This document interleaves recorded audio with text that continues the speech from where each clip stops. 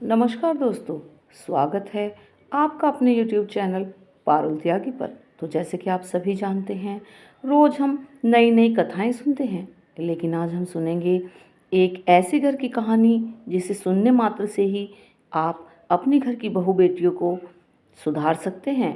क्योंकि कहीं ना कहीं आप भी इसी बात से परेशान होंगे कि अब घर की बहू बेटियों पर घर का काम नहीं होता है या बहुत ज़्यादा देर हो जाती है।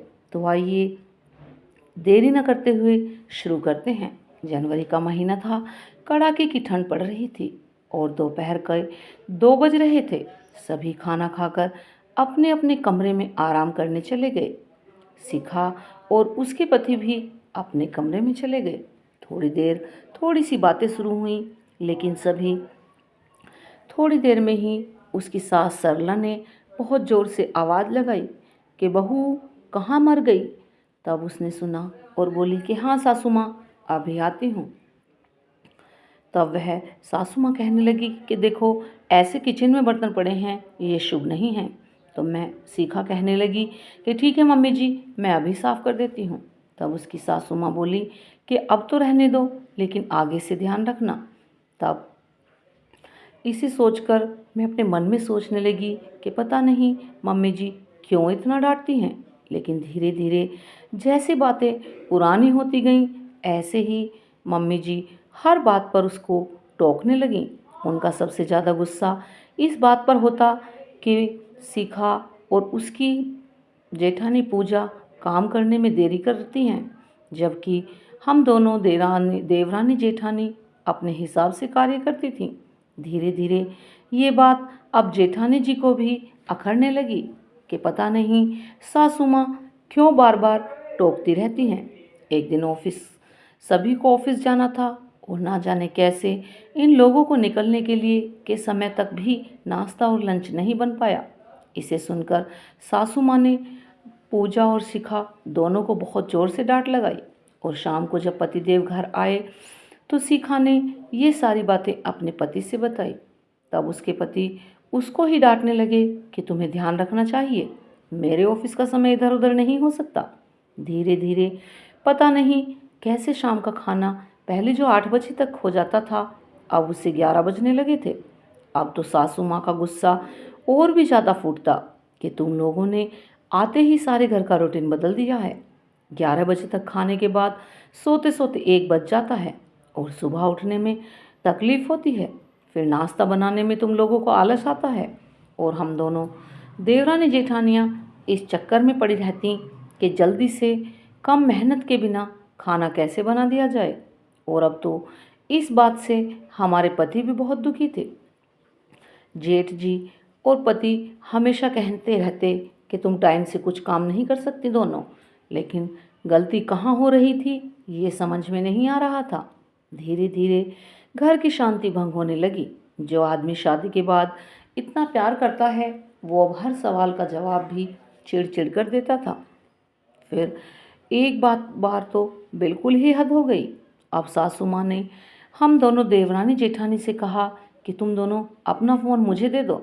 हम दोनों को बहुत गुस्सा आया। उससे पहले शिखा कुछ बोलती तो पूजा ने ही बोल दिया कि मम्मी जी घर को घर रहने दीजिए, इसे जेल ना बनाइए। उन्होंने एक ना सुनी और हम दोनों से फ़ोन ले लिया। अब से उन्होंने बोला कि अब से फ़ोन सिर्फ दोपहर को 1 बजे से रात के 7 बजे तक ही तुमको मिलेगा। हमें अपनी सास का ये रवैया बहुत ही बुरा लगा। 2 दिन बाद रक्षाबंधन था। तब शिखा अपने घर राखी बांधने के लिए गई। तब उसने अपने माँ पापा और अपने भाई से सारी बातें बताईं, लेकिन उसकी माँ और भाई को बहुत गुस्सा आया और उसका भाई बोला कि मैं अभी बात करता हूँ, किसी की पर्सनल चीज़ को लेने का उनका क्या हक है। तब शिखा के पापा ने उसके भाई को समझाया और बोला कि तुम इतने बड़े नहीं हुए हो जो इसकी सास से ऐसे पेश आओगे।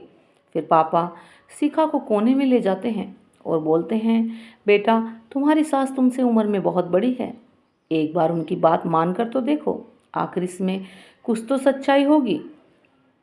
तब शिखा ऐसी बातें करके शाम को अपने घर आ जाती है और अगले दिन सुबह उठकर जल्दी से खाना बनाती है। समय पर सबको खाना देती है और घर के सारे काम भी शिखा और पूजा दोनों मिलकर निपटा देती हैं। लगभग 1 महीने बाद शिखा और उसकी जेठानी को ये बात समझ आई कि उन दोनों का हाथ धीमा क्यों चल रहा था। जो काम पहले 8 बजे होता था वो अब 11 बजे क्यों हो रहा है।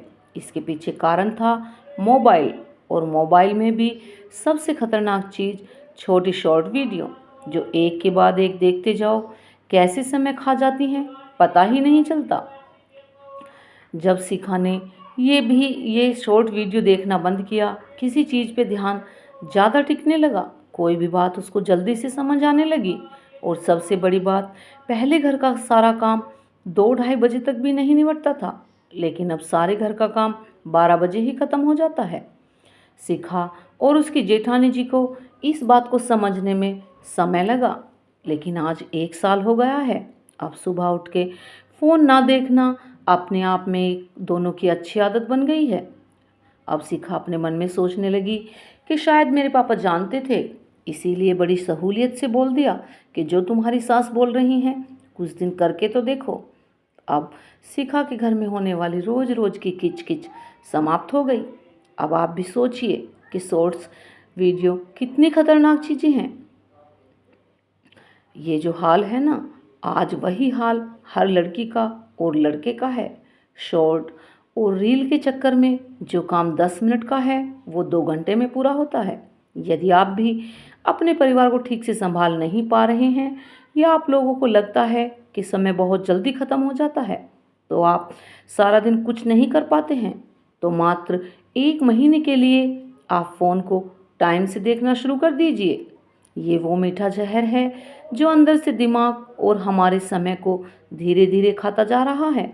उम्मीद है मेरे इस कहानी के माध्यम से बहुत सी गृहिणियों को कुछ समझ आया होगा। और हाँ दोस्तों, अगर ये वीडियो आपको अच्छी लगी हो तो प्लीज़ कमेंट करके बताएं कि आप अपना कितना समय मोबाइल को देते हैं। और हाँ दोस्तों, जिन्होंने अभी तक चैनल को सब्सक्राइब नहीं किया है वो चैनल को सब्सक्राइब करें। धन्यवाद दोस्तों।